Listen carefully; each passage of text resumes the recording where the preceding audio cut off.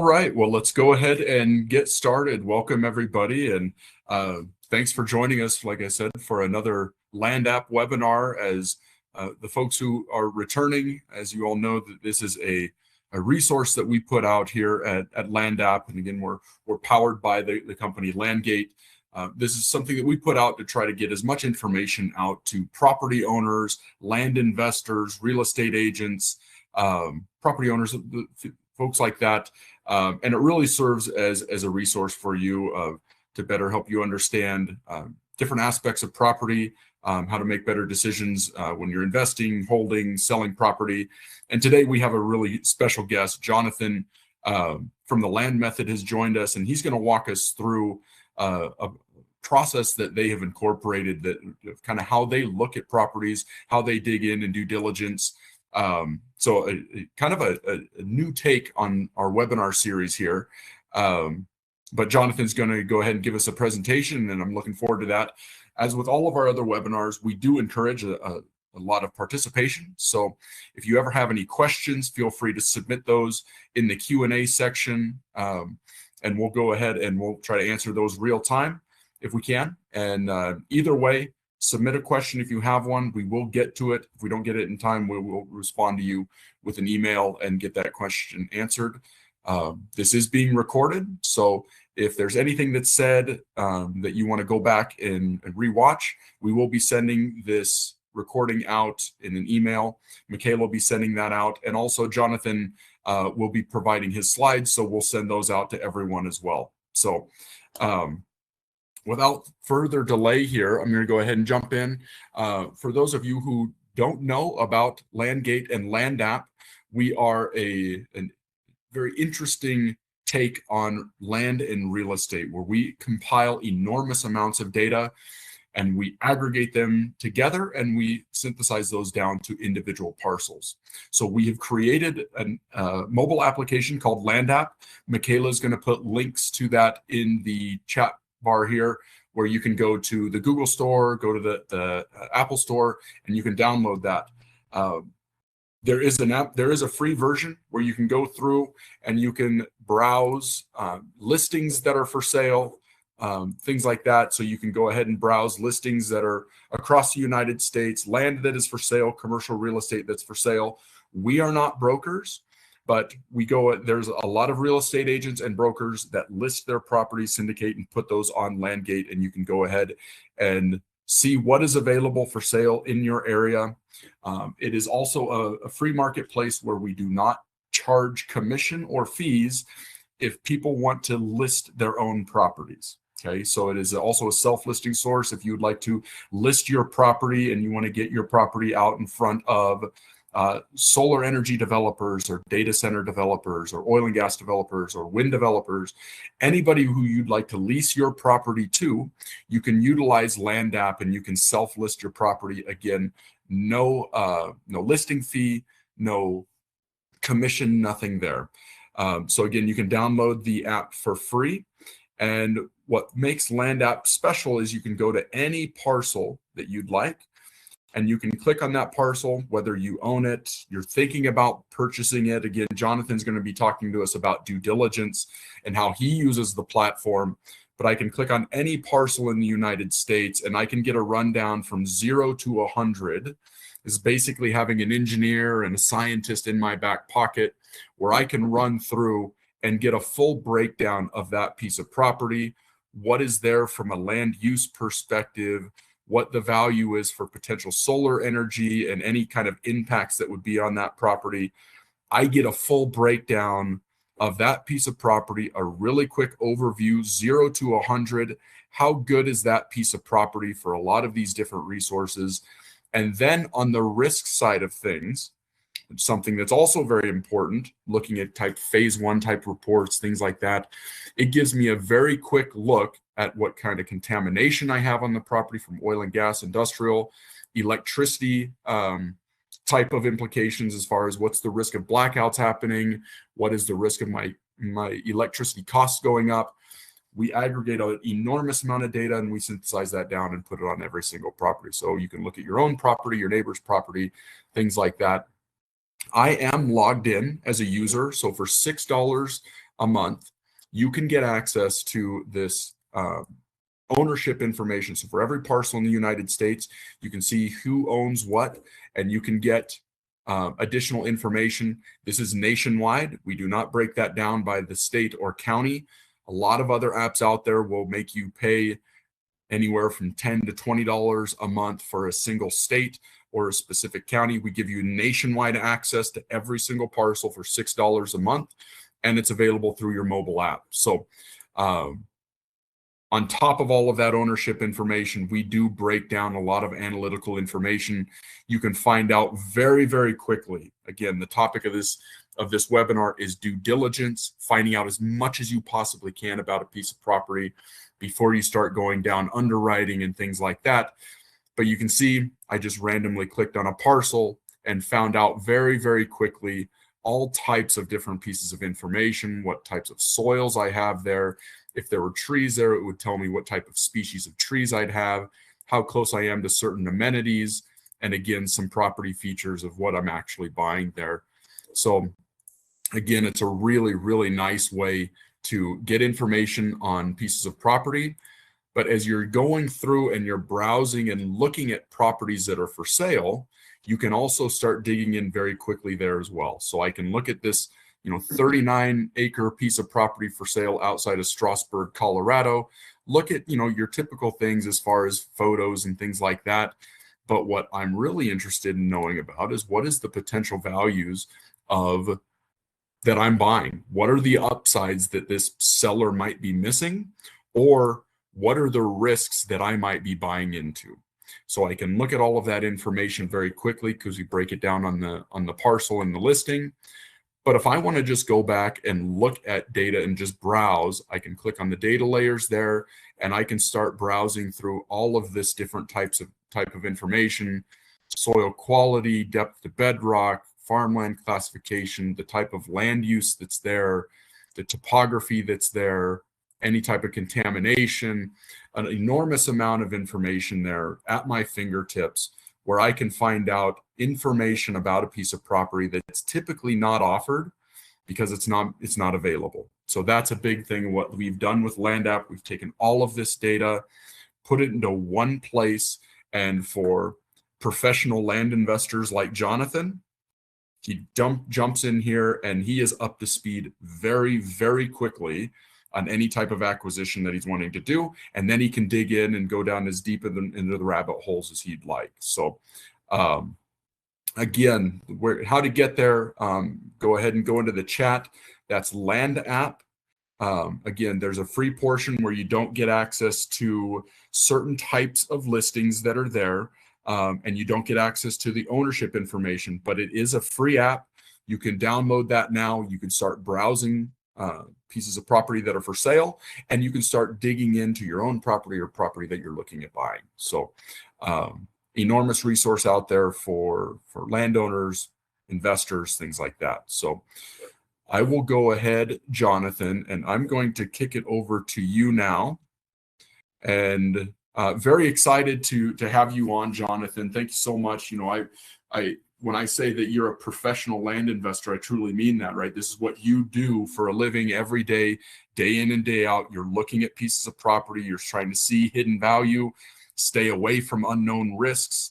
And the best way to do that is to get as much information in front as possible. So I'll let you go ahead and take it from here. Jonathan has a great presentation for us. And, tell us a little bit about yourself, Jonathan. Take us through the land method and what you guys do. All right, sounds great. So thank you so much for having me. I appreciate being here with you guys. Yeah, this is an awesome tool that you have here at your disposal, an awesome program that they have put together, one that I use, my business partner uses day in and day out in our business. That's really helped with things that used to take a lot more time. And so we'll break that down as we're going along here. So I have a presentation that I'm going to give to you guys to kind of break down a little bit about how we run our land investing business. And particularly, we're going to focus in on the due diligence side of things, since that's a huge part, probably the biggest part, honestly. Marketing and due diligence are probably the two biggest parts when it comes to any investing business. And they're also probably the two biggest ones that people mess up over and over and over again, or just skip over because they are a little bit more labor intensive and people just don't want to take the work on it. And there's so much bad information out there. So I'll share my screen here and we'll get into that. And Craig, feel free to interject as much as you want. While you're getting I'm wide open with that. No, while you're getting loaded up here and you're getting your screen going, it looks like we already do have a question coming in from Sam. Are these properties for sale by you or are these on the market properties? So good question, Sam.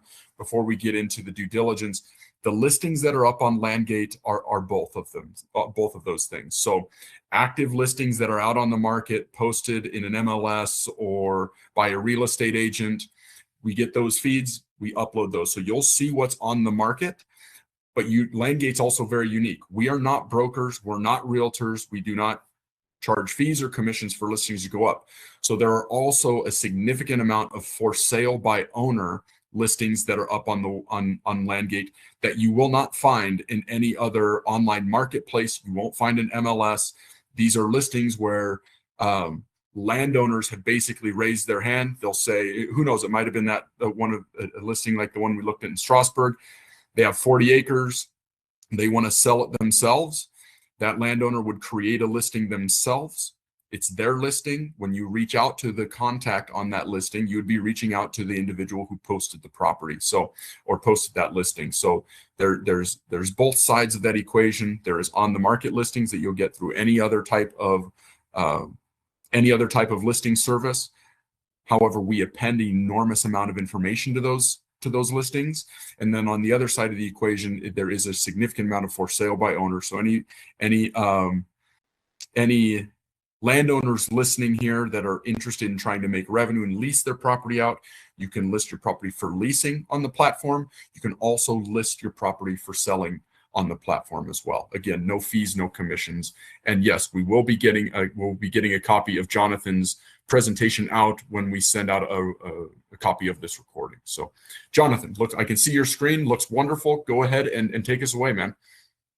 All right. So again, thank you guys for having me here today. Very happy to be here and share this with you. So we're going to just dig in to due diligence for land investing, what our framework is, what the data is that we look at, how we break down deals, what our framework is, everything like that. Craig's actually been on my podcast before. Now I'm here sharing with him.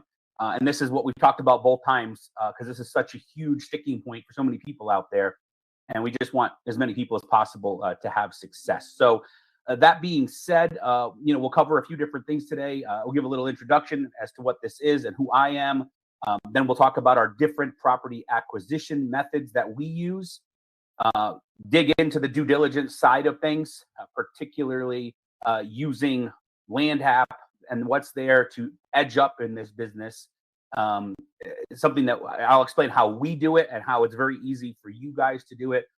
We have students using it as well, all different ones here to really help that, and then how you can learn more with all of this. So to begin with, one of the things I want to talk about a little bit just myself, and I'm not going to spend a whole lot of time on this, but I firmly believe that if you're going to take advice or be educated or anything like that from someone, you should know a little bit about their background so that you can trust them and give you the results that you're looking for. So the point of this is not to spend, half of this discussion here telling you my entire history, but just to spend a few minutes that you can understand where I've been, what I've done before, knowing that I've dealt with probably the same struggles and challenges that maybe many of you are facing now, or maybe in your mind are contemplating, whatever it may be, how I figured out to break through these challenges. And again, I'm going to walk you through that process today as to how we do that. So a little bit just on who I am.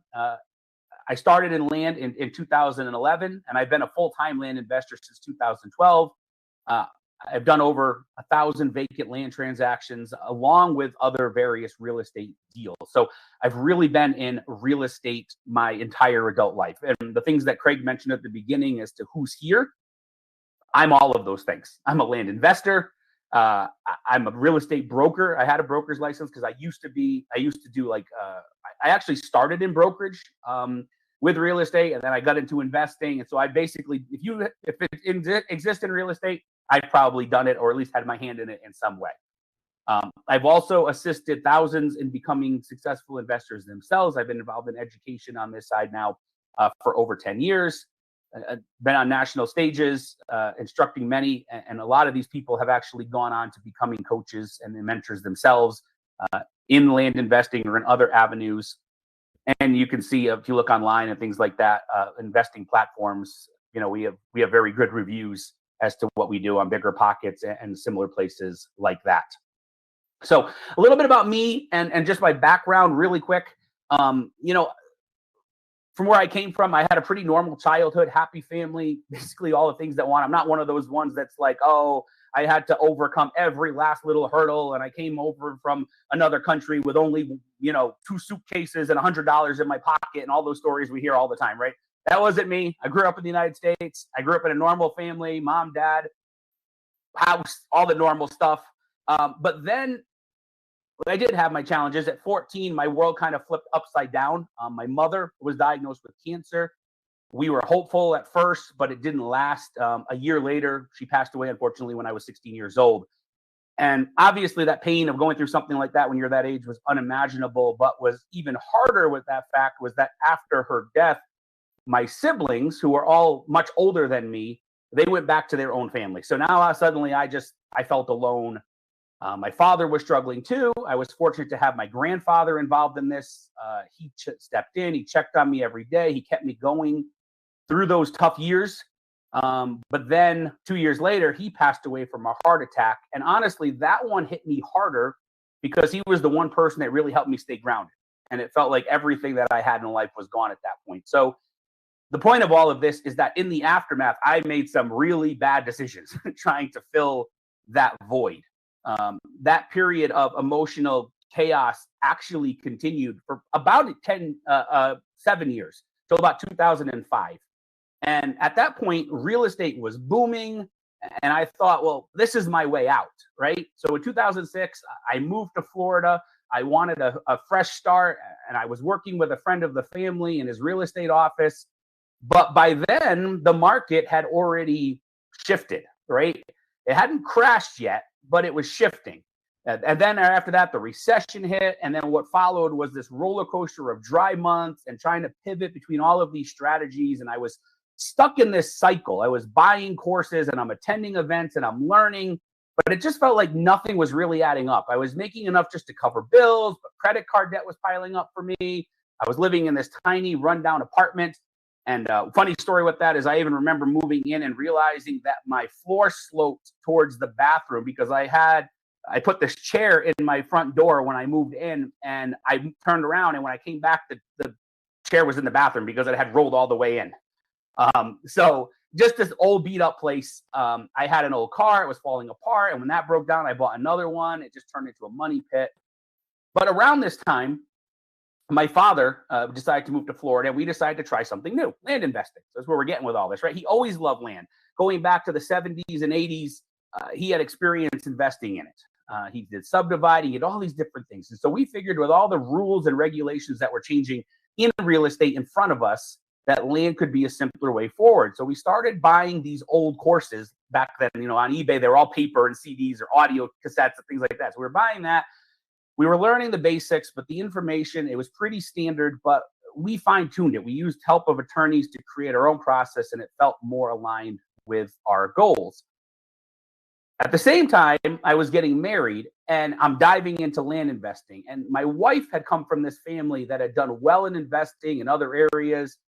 She hadn't experienced the struggles that I was going through, and I moved her from this beautiful home in Florida to my tiny rundown apartment. And there was this tiny room. It had the water heater, the trash can, and the pantry. It was all in one spot in this apartment. And that was now going to be her clothes closet as well. And I'll never forget the feeling of she's giving up this amazing, comfortable life for something that I couldn't make work. And I felt terrible about it. And then we went on our honeymoon, and we're on this amazing transatlantic cruise. And we went to Europe, and it was an incredible trip. But we had to be so frugal. And I remember feeling like I could never afford this kind of vacation again. We ate cheap food. We skipped excursions. We couldn't afford drinks on the cruise. And I just felt horrible. I was like, this amazing experience was only possible because my father-in-law paid for it. I had no business in this. And we traveled through these great cities, but we stayed in these terrible hotels. We cut corners everywhere. And that dream trip just turned into a reminder of everything I couldn't do. And so what it did, though, was it lit a fire up under me. I didn't want this to be the end. I didn't want this to be, oh, this is the best experience in my life. And after this, it's back to struggling every single day. So I decided at that point, we're going to take land investing seriously. I didn't want to feel that way again, frustrated, limited, and stuck. And so what happened was we decided to, sorry, the screen jumped there. We decided to start mailing regularly, contacting owners. And so we did a couple hundred a week to begin with, a couple hundred letters. And the first, we just got a rejection. One came back and it was all shredded. Our very first response, our offer was all shredded. And then our next one, we got a big X written right across it in a Sharpie. And then our next one, it was a signed contract. And that first deal, I don't know why it keeps doing that. First deal was a game changer for me because what happened was we kept doing a few more. And by the end of the first year, we had made over $40,000 in profit. And again, that's not a fortune. I'm not trying to say it was, but it was a start. And that was the moment that everything began to shift, because at that time, you have to realize I was only making about $50,000 in full-time real estate investing. So here I'm part-time, easier transactions, fewer headaches, fewer worries. And it was basically coming out of without doing all these other things that I was dealing with. And so that's my little story. What that's transpired into ever since then is it's all clicked. I was finally in a better place at that point, emotionally, financially, personally, right? My marriage was solid. I found something that worked. Land investing was simple, less stressful. It was an easy way to make money, less headaches. We started traveling regularly. I could finally enjoy the experiences that I thought were only dreams, and we're not constantly worrying about money. So here we are now, we're 14 years later, and the life today is everything that I thought was impossible back then. We travel the places I only imagined. I built a life that allows me to truly enjoy these experiences. We live outside of Park City, Utah now. We ski all the time because we love that. We soak in these opportunities, everything we missed during that first trip. And the key to everything changing was fighting what felt normal at that point and deciding I'm going to take a risk. I wasn't letting my past define my future. I kept pushing forward. I kept making adjustments. I refused to settle for less. And I knew what I felt like, hey, I deserve more than that. My wife deserves more than that. And so here we are today, again, living this life that we used to seem like a distant dream. And here's just a few pictures of it. Us in Italy, my wife snorkeling between the tectonic plates in Iceland, us in Turkey, us in Greece, Rome, Greenland, Antarctica, Argentina, Amsterdam. So again, this is what we enjoy doing. And this is what land has allowed me to do. So just a little bit on me, just so you understand my background and where we've gone from that. So what we're going to talk about with that then is what the framework is as part of our theme today. What is the framework to these successful transactions? And I'll stay on the screen for a few moments so you can mark these things down, because these are the 4 steps to this business. And honestly, I'm saying this because it's not any more complicated than this. So many people make it more complicated than this, and they make it out like this in giant framework, and it's really not. So mark these down, and then we're going to spend some time going over each. And the thing that I want to focus on is that we are not like what you would call niche investors. Many people use a single strategy and try to get properties that fit that. We attack all types of land, all types of property, and implement the best strategy for that piece. So in reality, we're going after all types of land, and then we adjust how we market and how we sell based on the property, instead of having ways to market and sell and then having properties that fit that, which obviously opens so many more opportunities. That's honestly how we originally had our discussion with Michaela and then Craig and built this relationship, was because of looking for those type of opportunities. And they presented a great one to us. And so it turned into this. And so that's what we're going to talk about today here for a little bit. And here I'm going to show you these 4 steps. I will say that we're not going to spend a lot of time on the first 2, just because pretty much everybody here is already involved in either being a land investor or a landowner or a realtor or something. So you're already somewhat familiar with these different things. So what are these 4 steps?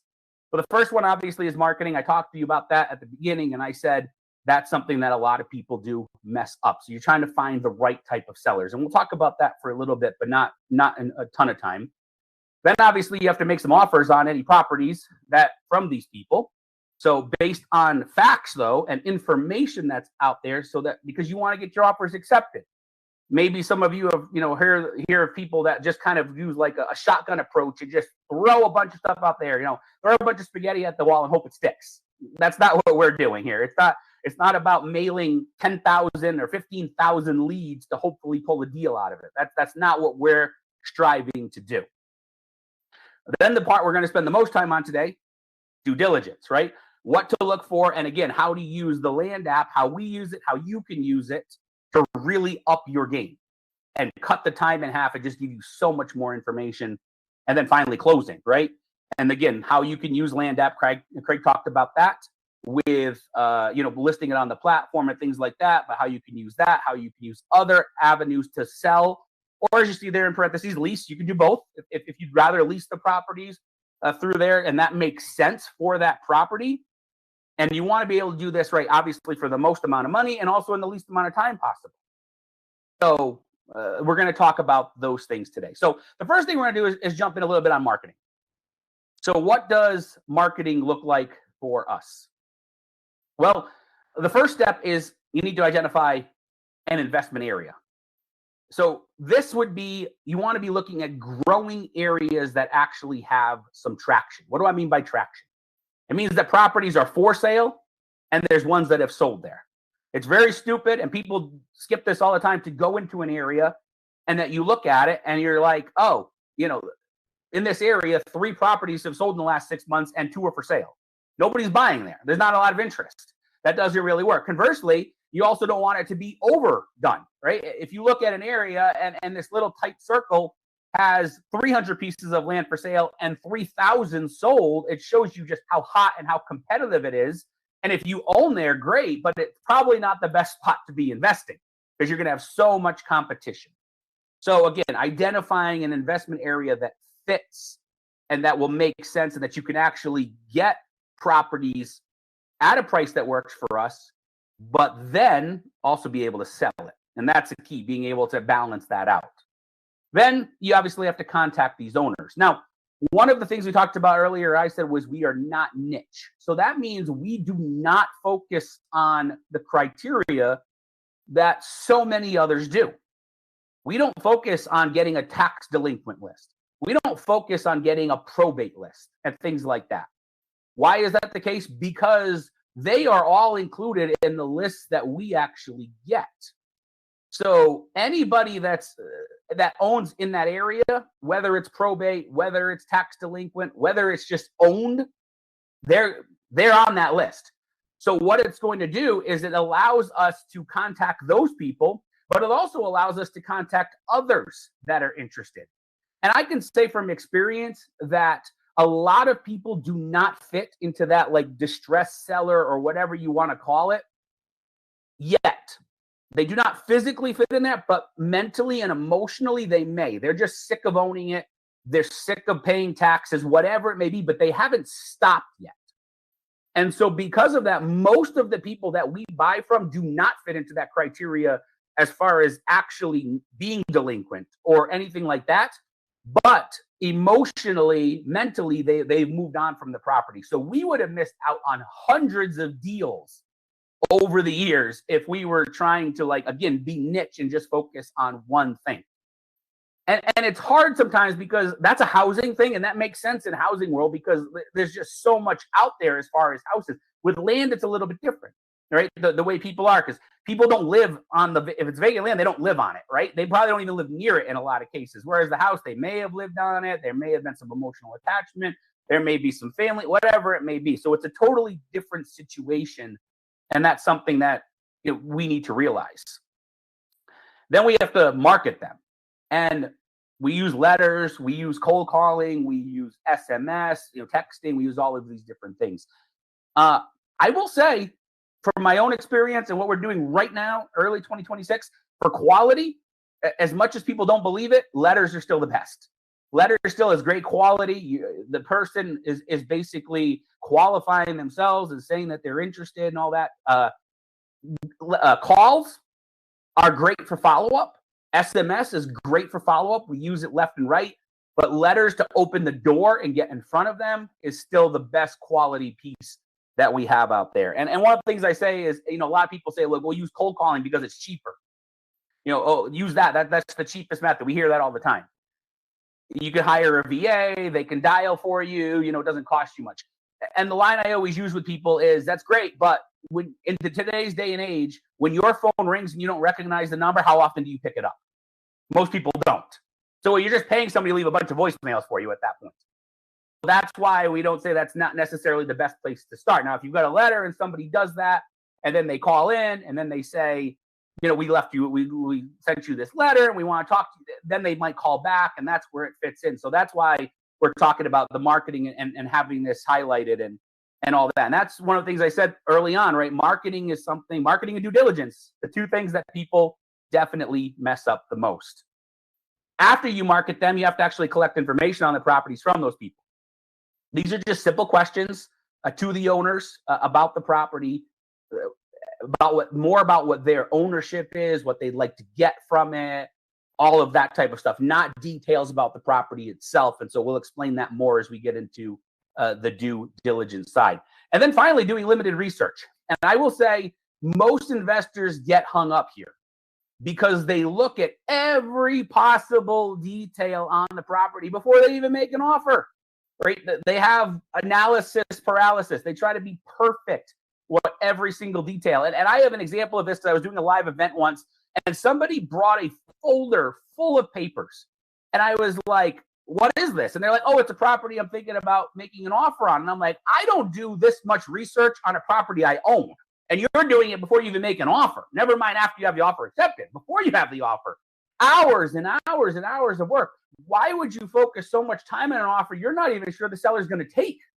So we will show you how to make strong offers, and many do get accepted, but how to cut out 90% of that time without sacrificing the deal. So that's kind of our marketing in a nutshell there. Craig, do you have anything you want to interject before I move on? Or no, I think I don't know what you have on the next slide, but that might be a really good segue to it, because what you said is really important. There's you in the process of purchasing a property, really anything, you make the offer, but then you have a due diligence period, right? That's where you're really digging in.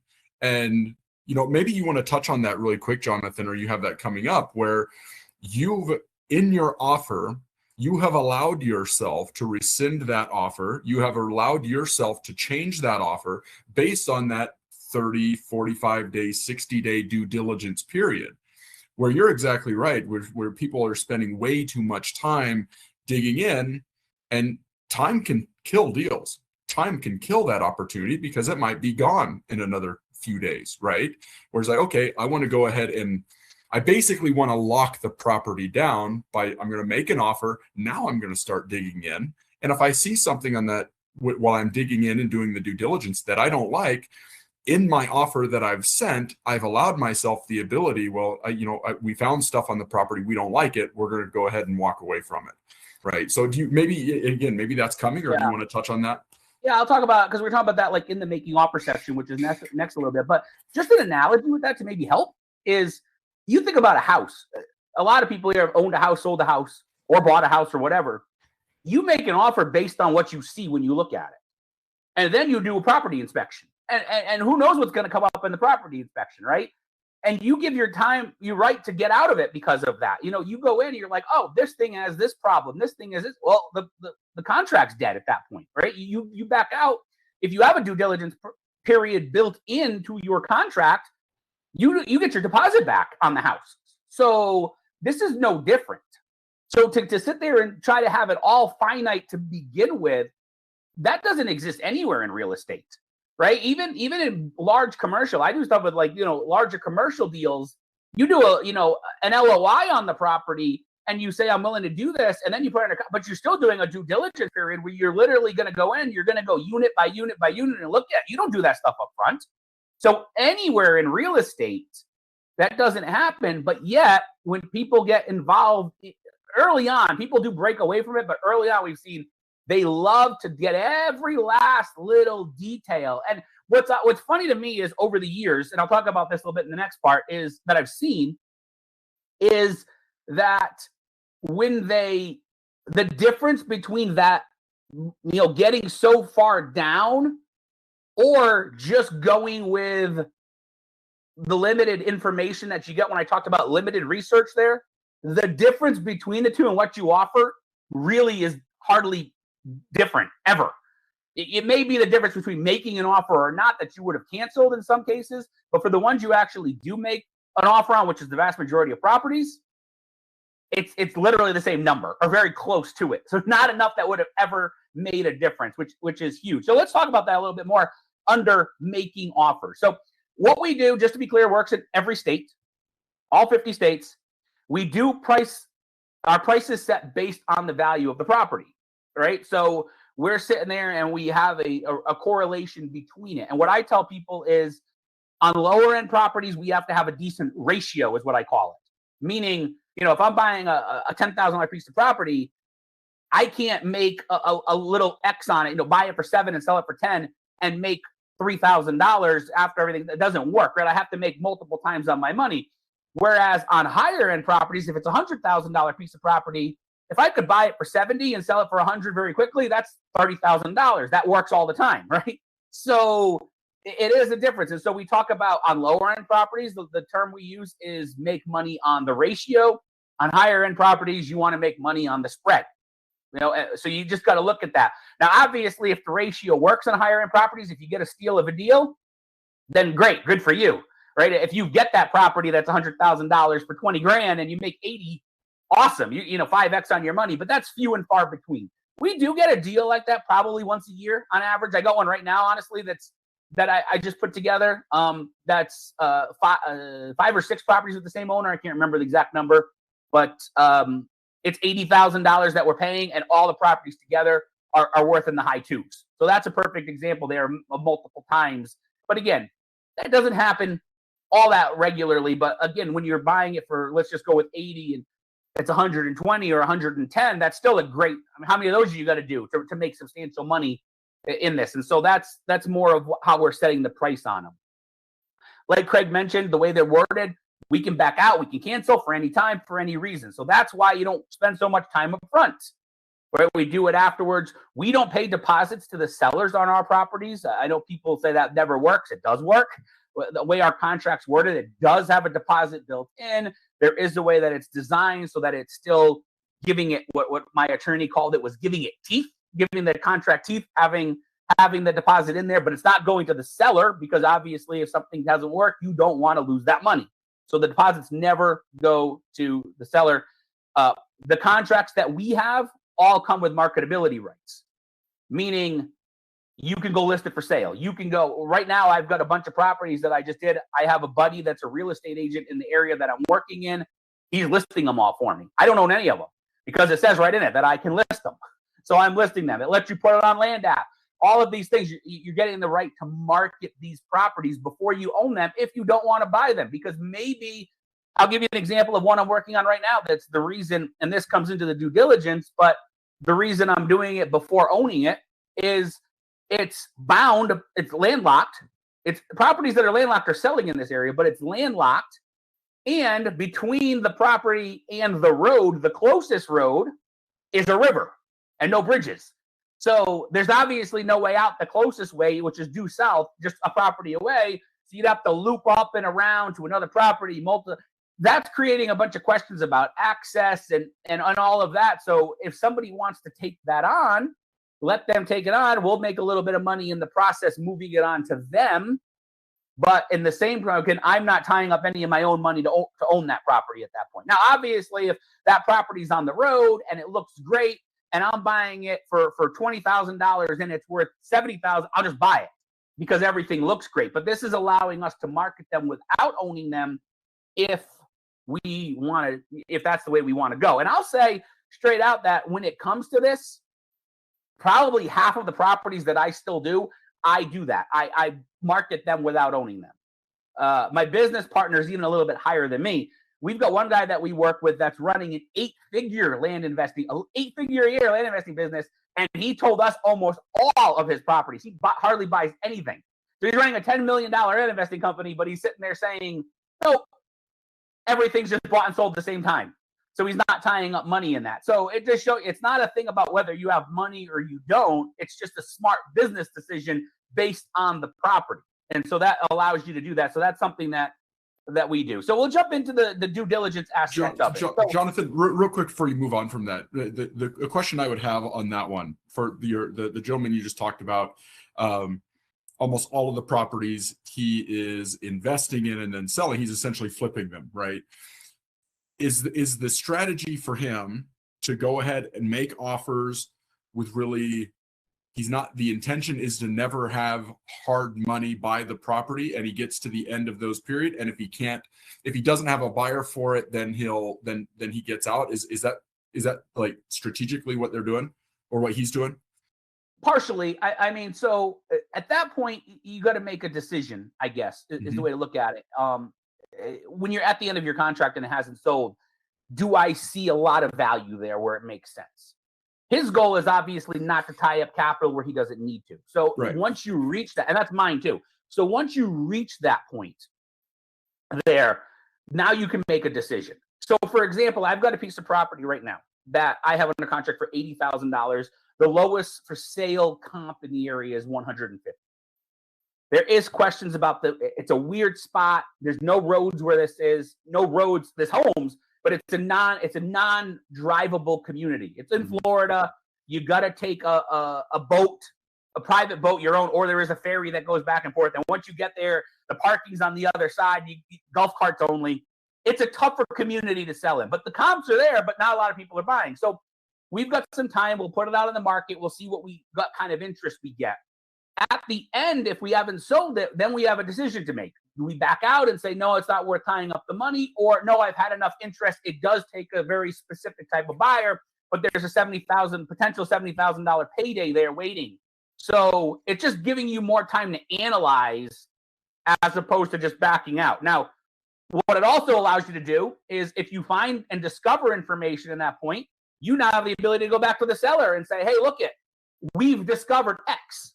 Or multiple things, this price isn't going to work, but we're still very interested. Would you entertain this? We've done that hundreds of times over the years where, we think the property's worth this. I'll give you this right now and we'll close tomorrow, or as soon as the title company or attorney can do it, right? But this is what we've discovered. And I would say, strangely enough, that open lines of communication and being honest with them more than not works, as they still want to sell the property and they appreciate that. We have an example right now, and it's a cheaper property, but it's in North Carolina. It's in an area that has a bunch of wetlands around it. It's got woodpecker issues. That's a due diligence thing, but these protected woodpeckers there and all this. And the guy, we were under contract with him for $15,000. And the property, all the properties around it are selling like 30, 35. Well, where his few are, those ones are all selling right around 15. So I can't buy it for 15 and sell it for 15. And so he said, well, if you can prove those things you said, I'll sell it to you for 4. That was his number.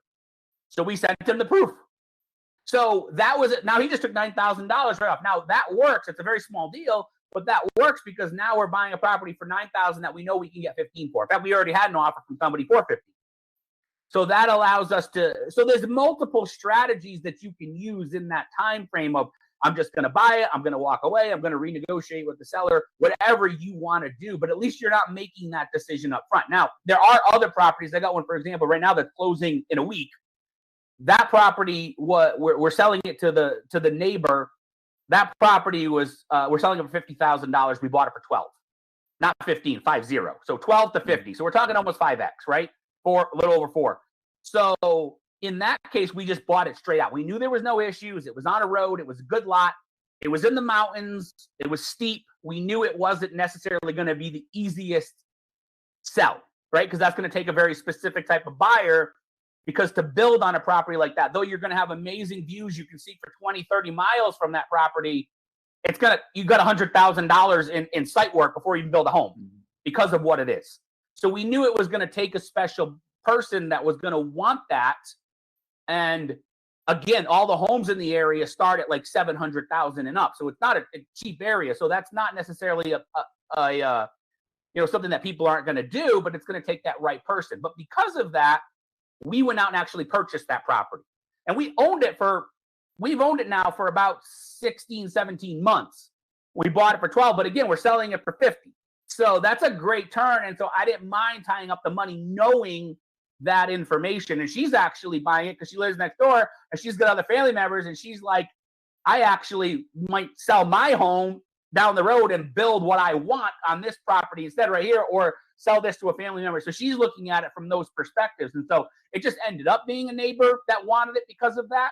But that's not necessarily what it always is. It's just locating that right person. So a lot of times it's just more time for us to completely evaluate. It gets back into the due diligence, right?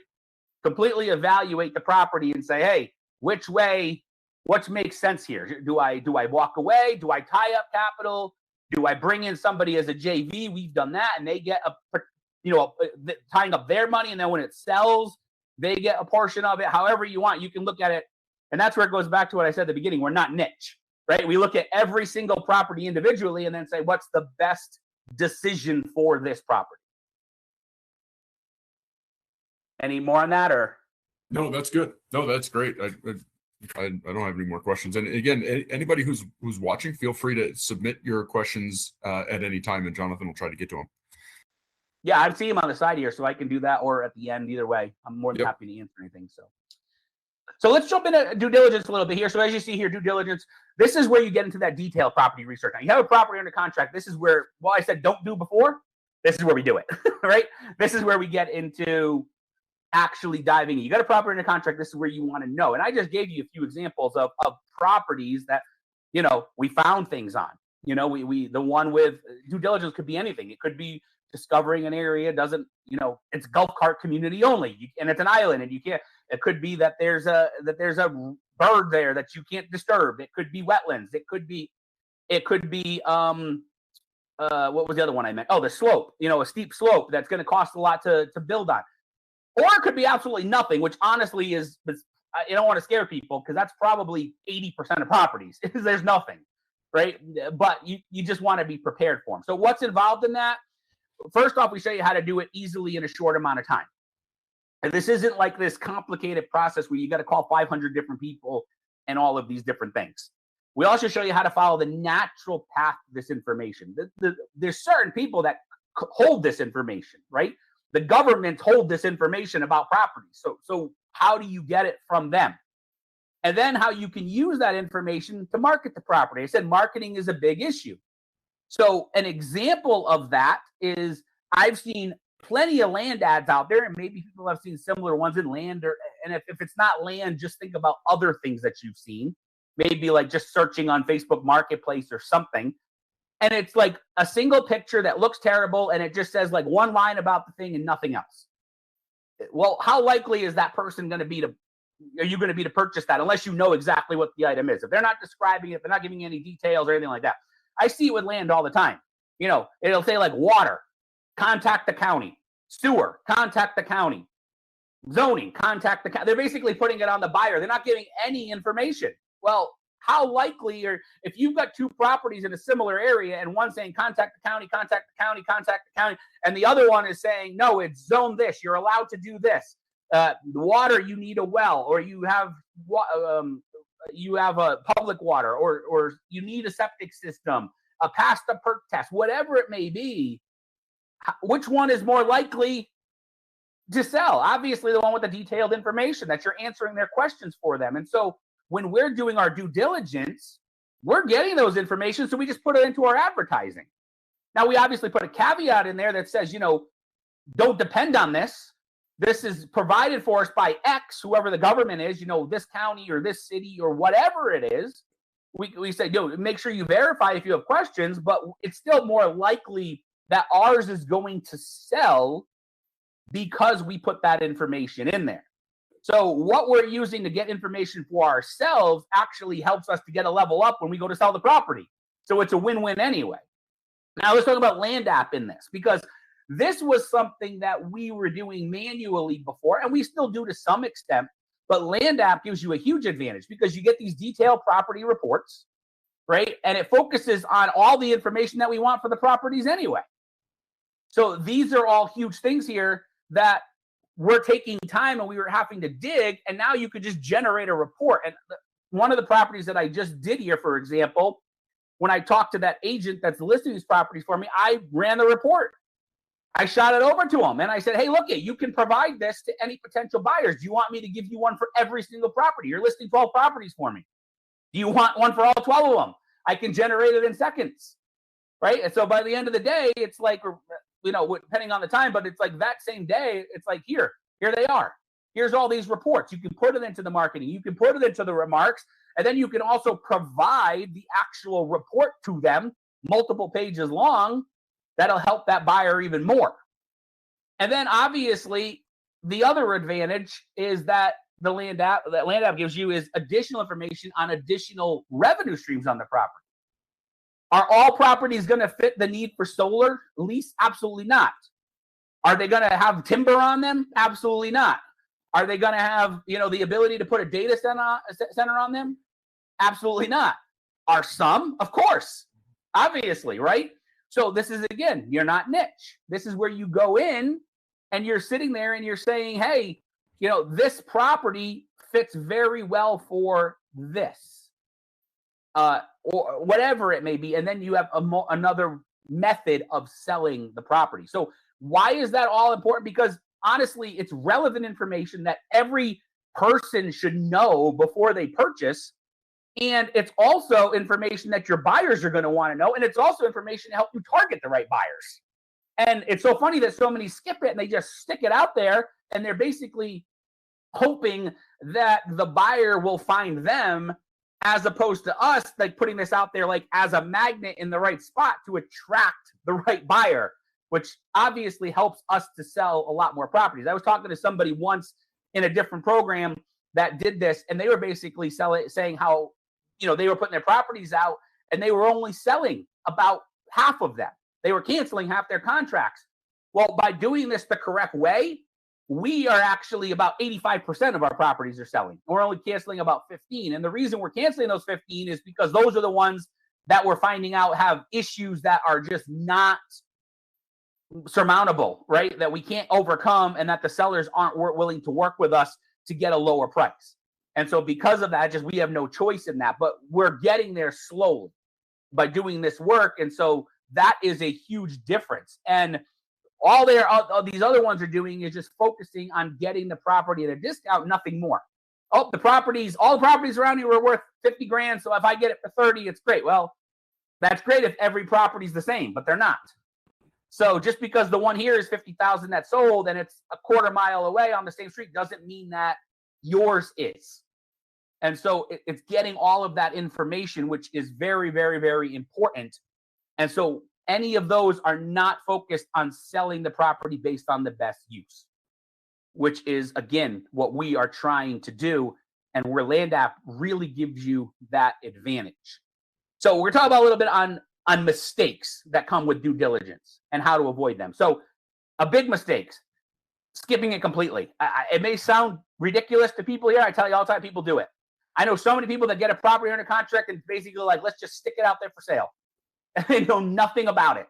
So they just skip the due diligence completely. It kind of goes back to what I was talking about with call the county, call the city, reach out here. They're not giving any information. Or they rush the process. You move on without clear answers, right? You hear something and you're like, oh, maybe there's something there, but I don't really see it. Let's just jump in anyway. People do that all the time. It's amazing to me how much that happens. Another big one we talked about at the beginning, relying on what the seller says. We don't ask the sellers tons of questions because I don't really care what the seller has to say. They're going to give me the best. Every seller has the best property that's left in the area. I've heard that story hundreds of times, right? Over the years, thousands of times. I have the prime piece of property that's left. It's the best one. It has this. It has. They all say that, right? Every seller wants to believe their property is the best. You believe everything that they say. Or, oh yeah, it has water. I have the ability for, I have this. I have whatever it may, and none of it proves true. So I don't even spend time asking the sellers because I'm going to go verify that information anyway. I'm going to pull it into a report in LandApp. I'm going to talk to the county. I'm going to verify, planning and zoning department, those things. So why even ask those questions to begin with? But so many people just ask the seller and then they move on and that's it. Or the other side of it is just put it all on the buyer. I already talked about that, right? It's up to you to figure it out. Well, again, what's the likelihood that your buyer, unless they really, really are interested in that very specific piece of property, what's the likelihood that they're going to dig in and do all of that without you providing them anything, especially if somebody else like us is offering one that we don't do that, where we actually put all the information out. Which seller is going to attract the buyer better? Obviously, the one that puts that out there. And then misjudging market conditions is huge. And that's a big one right now. I've seen that huge out there because so many people were focusing on certain types of lots and flipping them to builders and all of this other stuff. And that was great when things were booming. The market's shifting. It's going down. Builders are tightening up. Where I live, they're putting in thousands of homes around me. I was talking to one of the builders here, and he was basically like, what you see right now is what's already in the pipeline. He's like, we have nothing behind it. He was like, as soon as these are done, you're going to see it dried up and you're not going to see any construction trucks around. He's like, because they're putting in like these developments and he's like, those were already planned. We're going to finish them. But when it's done, it's done. So you got to be astute with that and you got to dig into it, because if you don't, then obviously you're relying on information or misjudging it based on what you're just perceiving without digging in with it. And then all of a sudden you're in a world of hurt, just shortly down the road. And if you want some proof of that in fairly recent history, just look at, 2008 and what happened and how many people lost their shirts investing and everything when everything just crashed. And that was across all real estate, not just everything, right? So obviously you have to judge things correctly and dig in. So how do you avoid all this? Don't trust the seller. So I already talked about that, right? Do the work yourself. Run the report. It's right there. It's cheap. It's $72 a year, right? $6 a month. It's like, just get it and have it. I run one for every property. Even if I know the property is not going to fit. I know personally, some of these, like that one I talked about on that island in Florida, there is zero potential based on the side. It's not going to have anything for solar. It's not going to have anything for wind. None of that's, but can I still get the information I need on other stuff from it? Water and soils and absolutely. So why would you not run a report on every single property and get that information? You don't have to sit there and say, oh, this isn't going to fit, putting it on their platform because it's not going to attract the right buyer. Fine. But still, we still use the report to get that information because it's so huge. And then I'd add one thing there is like there's so much information that's out there. To your point of that parcel you were looking at, yeah, it's not going to be good for some sort of energy source, whatever it is. It's not going to be good for a data center or battery site, but you're going to find out what type of soil is it on, what type of bedrock is it built on, what's the elevation of that parcel. You're going to get all of that information directly up front, and you're going to find out who the neighbors are, like what's around it, and just get really good context of what the property is. Yeah, I now use this for every single property I have on a contract. There's absolutely no reason not to. There's no reason not to. For one, it gives you great data. And I will say it's accurate. That's the other thing. There's other software like this that you mentioned at the beginning, and you said they charge for a certain area, and it's more what you were talking about. That's true, but it's also not generally reliable. There's a lot of stuff that's inaccurate in it, which is a problem in itself. So this is something where you get in and your information is accurate, and it lets me now go. And what that allows me to do is, as you see, is just contact the county. So even though I get the report, it's still not 100%. So what you do is you just call the county, you speak to a planner, and you just verify the information. Instead of asking them and keeping them on the phone for a half an hour or an hour, you call up and you have a 2-minute conversation with them.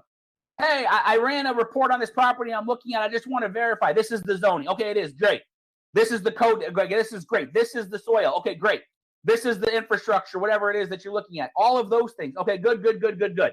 And you're done. Now you verified, you're happy. Because what may happen, and we've run into this, is they may be doing something, they may be putting in a change that we don't know about. Maybe a water line's coming in. Maybe a sewer line's coming in. Maybe they're changing the zoning. Maybe they're changing the use. We don't know that yet. They could say, yes, it is right now, but in 6 months, it's going to be this. Right? And so that just lets you have a leg up. So you want to use the report because it's going to save you a ton. And that's why I said earlier, follow the natural path. You run the report and then have a conversation with the county. All their information's online. It's very easy to call them. You can even email them. You just planning and zoning department, you just call in and say, hey, I just had a couple questions. I want to verify this information. And you're done. And you're ready to move on. And so it's a very simple process that doesn't take long, especially using the LandApp report. You pull that, you do that, and in a few minutes, you have way more due diligence on the property that all of your competitors are going to have, which is huge for selling them. And then obviously deep dive into market value. Make sure that things look right. Make sure it's not shifting. Make sure that there's still actual recent sales. Compare the prices. This is okay. Yeah, I see all these sales in the last 6 months. Okay, well, this was 6 months. What are the prices look like in the last 6 months? What do they look like in the last 90 days? What do they look like in the last 30 days? Make sure you're seeing the same trend. If you see it slipping, then you got to watch out, right? If you see it going up, then you're in a good situation. So it's just something that you want to take some time to do on every property. And then where it goes back to what we were talking about earlier, Craig, just don't buy them unless you're certain. That's the easiest answer there, right? If you go through all that and you've got questions, market them and don't own them. And you don't have to make that decision up front. That's the other beauty about this. You've got this time on the contract. So what I would say is you put it out there and you find out, man, this thing's getting a lot of interest and I've got a big spread. And if I drop it slowly, great, then buy it if you have the funds and if it makes sense. Because now you're getting feedback, you're getting information. So a couple months into the process, you may realize, hey, this makes sense. I should just purchase this. Or you may sit there and be like, oh man, now I'm really not sure. And for example, where I'm working right now, all those properties I have under contract, I'm not buying any of them outright. It's not because I don't have the money. It's because it's a brand new area that I'm investing in that I haven't worked in before. And I'm learning it better as I go. So not buying them outright is allowing me to learn them better. And then as I continue to market and as I continue to figure out, I will buy some outright. But to begin with, the first ones, I just want to verify 100%. Now, I am working with an agent there.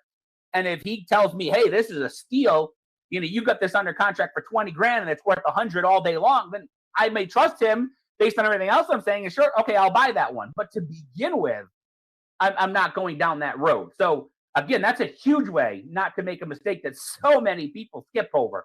And it's so funny because they don't think about it in land, whereas in houses, what's the biggest house investing out there? It's wholesaling, right? You never take ownership in wholesaling. We actually take ownership. We just take it for a short period of time. But wholesaling is the number one real estate investing platform. And it's in houses. So people never. So this is just taking basically the same concept and bringing it over to a different form of real estate. That's all we're doing here. Again, how LandApp helps. Craig talked about this at the beginning, so we're not going to spend a whole lot of time on this. But the information you get, obviously the property features, topography, trees, soil, building suitability. Those are ones that you're going to want to know for every single property. That's why I said run it on every one. You're going to want to know the topography. You're going to want to know about trees because obviously some trees you can't touch and things like that, or maybe there's timber value you don't even know about, right? You find out it's all hardwood and the trees are worth more than the property. That happens in certain areas. Obviously, soils are important, especially if they need a septic system. You need to have a perk test. You want to know what kind of soils are sitting there. You obviously want to know how buildable it is. The other things on here are what I call bonuses. If you find out it's great for wind, if you find out it's great for bringing electrical infrastructure in for like a data center or something, if you find out there's mineral rights with oil and gas, if you find out that there's solar possibilities and things like that, then awesome. You just got a bonus on the property that takes it beyond. And that's why I said earlier, we're not niche. So that's we find out all that stuff. And if it's just a simple property that doesn't work, then we're attracting the normal buyer that wants it for whatever use, to build a house or recreational or whatever. But if we find out those things are there, then obviously that opens up a whole nother world of buyers. And that's something that we want to use. And my business partner did that. He had a property in Carolinas. You actually, I believe it was you that talked to him or somebody in the team, and you said, man, this is a great property. It had a very, very high solar value, and he listed it on your site because of that. It made sense. It wasn't a thing that he was even thinking, because that's not necessarily hugely popular in that part of the country, right? Where, I mean, it's somewhat, but like when I was driving out west, because I lived in North Carolina, when I was moving out west, all I saw was windmills and solar farms and things like that. They're all over the place as you start getting from the Midwest over. But in the East, not necessarily something you see every day. But that property rated very high for that. And so that's where that came into play, to be able to really help you with those features. And then not just the positives, obviously the risk management side of things. What's on there? Is there any contamination? Is electrical just way too expensive to bring in? Right? You got, it's like, you're miles away from anything. And it's like, well, even for building a house, then that's an issue. So really at that point, it just becomes somebody bringing it in because it makes sense from the perspective of one of those other things, or it just becomes recreational land where they're going to go play on it, they're going to go hunt on it or whatever like that. So it's helping you to figure that out. Is there wildfire issues there? Are there drought issues? Are there earthquakes? Are there tornadoes and hurricanes? Are those huge things that deter people? No, not really, because people know that about their areas, but it just helps you make a good decision.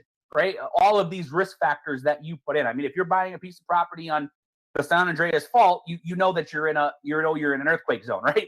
If you're buying properties in California or Idaho and areas like that, you know that wildfires are a thing, right? I live in Utah. Drought's going to be an issue here. We know it, but this is just helping you to appreciate it even more. And where it does come into play is the fact of if there's like you're not close to something that could help that. Earthquake, probably not a big deal. Wildfire could be, right? What happens if there's, you're 50 miles away, you're in the middle of nothing next to a, no fire station, and you've got massive trees that could do something, that's obviously could be a risk management thing. Or, if there's no water nearby, how am I going to get water if I'm in a drought area? All of these different things. So just things, that just help you to look at it more. And this is really, again, the deep dive into the due diligence there. And then it comes to closing, so when it comes to closing, you want to use the appropriate method. What does that mean? It means a few different things. You can assign them.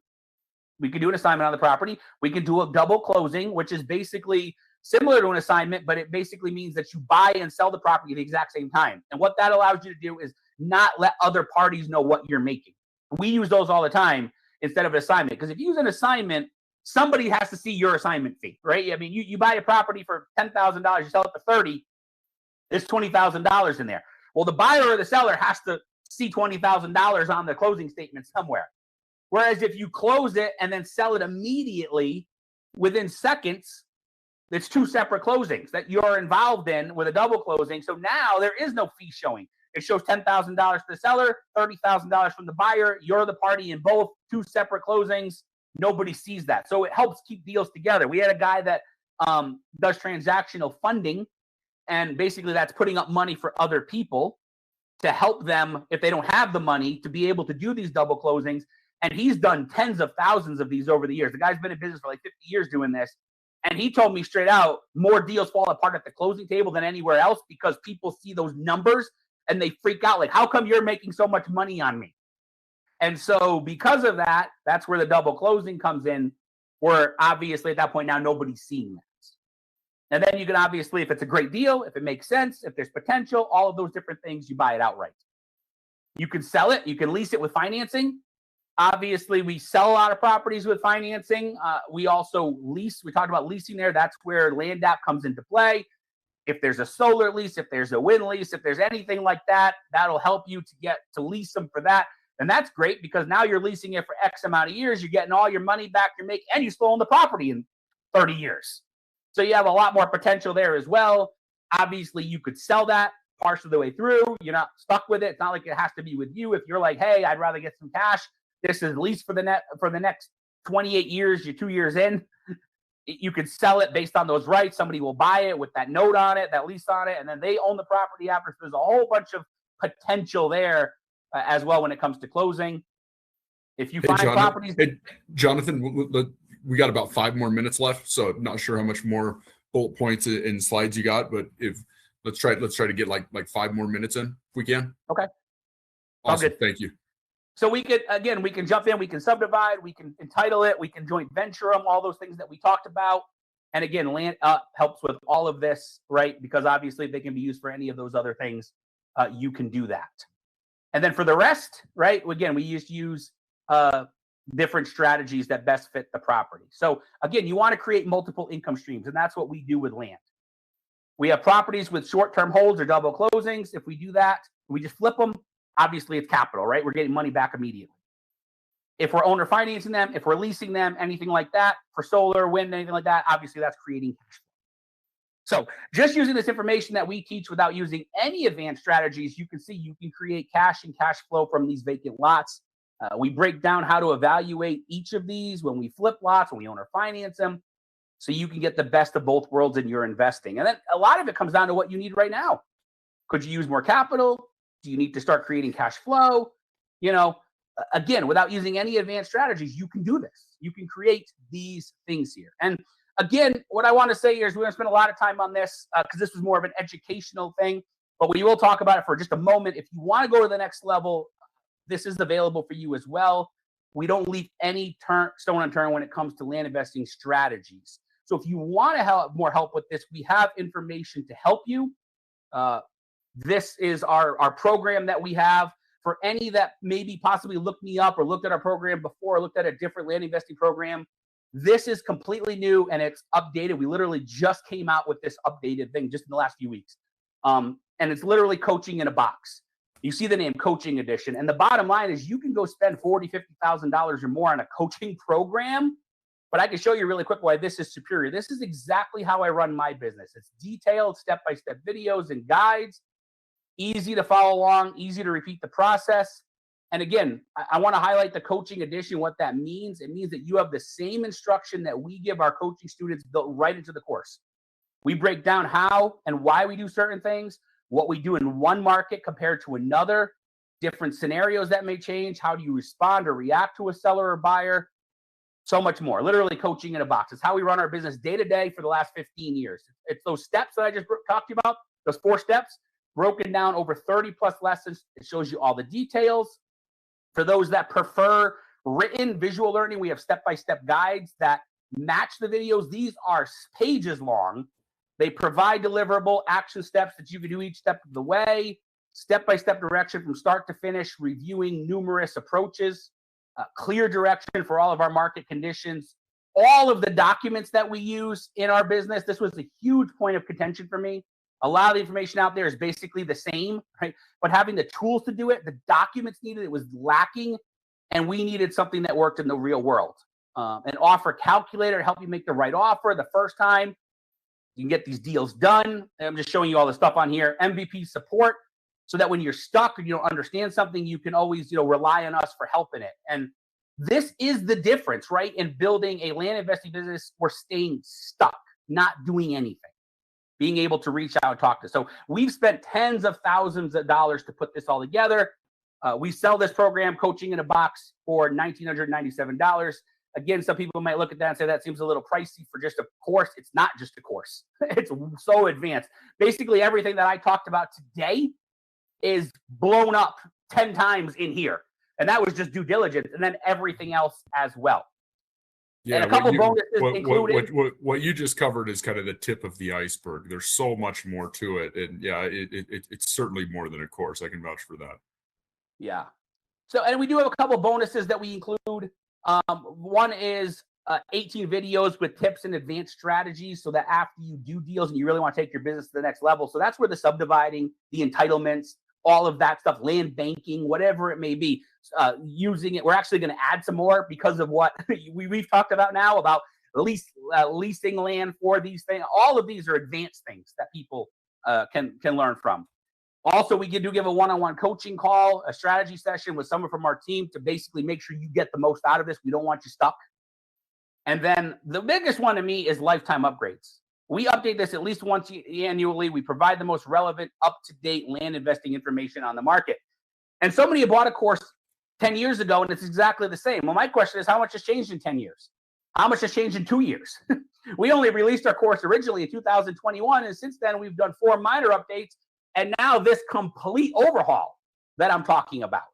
And this is the most relevant, up-to-date information in the market. We built training for all market cycles. And we still built, include new information techniques that change with time. So again, how much value can you put on that, especially knowing that it's working in the current environment? So everyone that purchased this in 2021 through 2025 that had the older version has now been upgraded.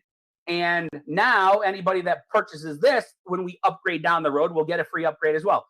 Some people will say that they'll give upgrades, but then what they do is they rebrand it, right?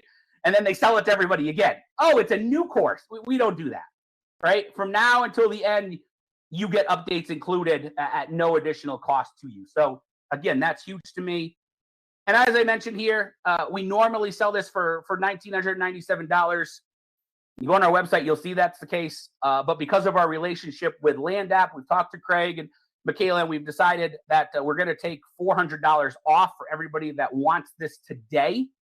So the entire system for $1,597. Again, you have to use that code, LandApp, to do it. So if you're interested, if you want to take action, if you want to discuss this with us a little further before you do, here's our information. You can go to that website, secure.thelandmethod.com/LRB. I think that's going to be put in the chat if you want to use that. You can call our office if you want to talk to somebody and have a discussion on this. And again, make sure you use that code there to get that $400 off. And that code is valid for a week, just so you know.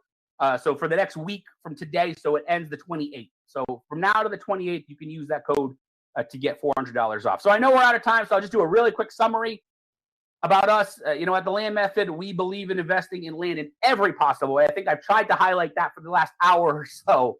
Whether it be flips, whether it's owner financing, whether it's the renewable energy, whether it's subdividing, I've done all of it. And I will continue to do all of it because I want to go with the best way. For the highlight again, not a niche investor. I don't believe in that. I want to take every piece of property that fits the criteria that I want, which is usually just price. Obviously, it has to make sense. I don't want to buy a property for $500 and sell it for $2,000. That doesn't interest me. But as long as the value's there, I will attack anything, and I want to sell it the best possible way. So using our methods along with the due diligence that's provided by LandApp, you can also master all of these methods and achieve the same result. So thank you, everybody. Again, there's our information. There's the coupon code. There's our phone number if you have any questions. And are there questions to answer? Or yeah, we do, Jonathan. And like you said, you want me to leave that up for a minute? Go ahead and leave that up. We guys, just so you know, in the chat, Michaela did go ahead and put all of the information, how to get to the Land Method, Jonathan's contact information. That's all in the chat there. But Jonathan, we do have a question come in here. What percentage of your annual gross revenue is devoted to marketing? So that's interesting. And it's very low. And that was something that will grow, or I should say lower, as you grow. Because obviously at the beginning, you're going to be spending marketing without any revenue. Just the way it works, right? But then as you do more, so I'll give you an example. And this is a very good example. I don't want to make it sound like but I just did 2,200 letters, 2,200. Of that, I pulled 12 properties. That's very rare, very, very rare. But a business partner, which is more on target, just did 800 letters to one area, and he pulled 2. If you're getting 1 in 1,000, that's very good. Now you can just do the math based on that. Yep. If it costs you, let's just say you use a mailing house, it's costing you, say, 65 cents a piece to get them out the door. Let's just throw that as a number, which is actually high with mailing house and packages because obviously they use bulk mail and things like that. But if you figure that out 1,000, that's $650, right, in marketing. And from that, if the average price point, we actually did one last week with some people that were doing that, their average profit margin was $13,000. So let's just drop both. Let's just say it's $1,000 in marketing to get a $10,000 profit. So it's 10x, right? You'll actually see that number go up. You will see your marketing price. Well, the marketing price will go up, but the difference between them will increase because as you're doing more, you're just going to get more and more deals. And obviously, you're going to get those better deals as well. So it's not like houses at all when it comes to that. I know, like I was speaking at an event once and there was a house guy there and he said he had to send out 14,000 pieces to get one single deal. 14,000 for us is going to translate into 14 deals or more. So again, yeah, a quick follow-up to that, Jonathan. They said, asking about your personal experience, what is your marketing cost percentage to what your revenue is, your gross revenue per year? So if you're making, say you're going to make your gross revenue $250K this year, what percentage of that are you spending in revenue in marketing? Yeah. So let's see here. I spend about, I don't have the numbers right in front of me, so I'm doing it in my head quick. I spend about probably about 30 grand a year in marketing. And, our on average in a year from just the land aspect, we're making somewhere between 5 to $1 million. So it does show you the turnover. Now I'm targeting personally, again, that will vary based on what structure people use. I target higher value properties because that's what I'm comfortable and I like that. Some people when they're starting aren't comfortable with that. And I wasn't, honestly. When I started, I was targeting lower end properties and I was just moving them over and over and over again. I was buying properties for $500 and selling them for $3,000. Yep. Tons of them. I got out of that because I'm sick of it. I was sick of that. It wasn't, but it's a great way to get your feet wet in this business and still make great. And so a lot of that is going to determine on what your comfort level is and how far you're willing to, what you're willing to attack. And we've noticed that early on, a lot of people are not. We got a new student right now that's got money. He's not, but he doesn't want to go over $50,000 with property. He's just nervous about it because it's brand new. Okay. But we'll break him out of that within a few months, right? A few deals under his belt and all. So as you start going after higher stuff, that's where you're going to see that shift. Where it just came out, like I just said, 2,200. Those properties were all 50 grand and up. That's all I targeted. So again, a lot of it just depends on what you're going after, what your comfort level is. But even early on, we move it along. Where one of the things that we tell people is be comfortable spending $1,000 to $1,500 a month in marketing, and that should generate you 6 figures a year. Right. That's really good. And I think if there's anybody out there listening to this and like, okay, this sounds interesting, it's something I want to get into. I'm not sure how. That is why you guys put your course together. That's what the Land Method program is for. If you guys have any questions about that, you're not sure how to get started, Jonathan is your guy. Reach out to him, pick up the phone, get signed up for the course, and you got to get started somewhere. I mean, Jonathan has extreme amount of perseverance. He gave you a great background of his personal history. And I think the biggest takeaway from that, Jonathan, nobody's going to do this for you. Nobody did this for you. It didn't just land in your lap. You went out and did it. You were proactive and you never made an excuse for yourself. And here you are, you're very successful in what you're doing. And you put a package together to let other people do it as well. So again, thanks for joining, Jonathan. This is a wonderful webinar. Again, everybody who's still on, we are going to be sending out a recording of this. It will include Jonathan's slides. And again, like us on social media, because we do these quite regularly. About every couple of weeks, we put out a new webinar. So thanks for your time, Jonathan. Thank you very much. Well done. Yeah, thank you guys. Thank you for having me. Again, if you have any questions with us, feel free to reach out. The information's there, the email, the phone number. If you have any other further questions before you want to move forward. And again, just remember, if you are interested in the program as well, make sure you use that code. I mean, that's why we're here, to give you that discount. There's, zero reason not to take advantage of that if you're looking to move forward. But again, we're happy to answer any questions. we don't want people to jump in blindly. That's not what we're about. We've never been. And so, you know, we're more than happy to answer any other questions you may have, because I know maybe we didn't cover everything. Maybe you want to know a little bit more about what's all included. It's kind of fast going through that. So feel free, reach out, and we're more than happy to answer your questions. There's certainly a heck of a lot more to learn there. So Jonathan's your guy. Jonathan, again, thank you very much. And thank you all. Hope everyone has a great remainder of their week. Thanks, guys. See ya. Thanks, Greg. Thank you. See you guys.